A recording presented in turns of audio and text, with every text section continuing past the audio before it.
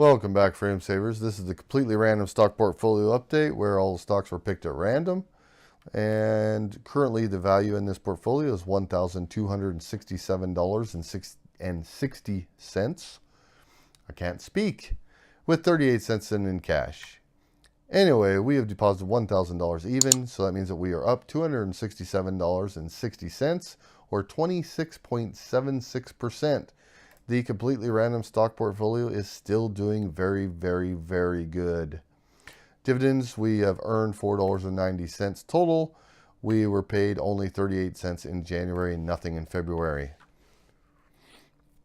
Dividend changes, there's been none, and we've not deposited anything. Therefore, the yearly dividends haven't changed. This was from last week,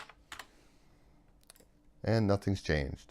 So yeah, that's then one random stock portfolio update. There's nothing really to see here. Nice and quick.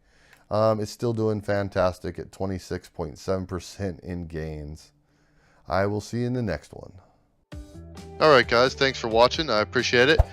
Be sure to hit that subscribe button down below, and if you liked the video, hit that like button for me.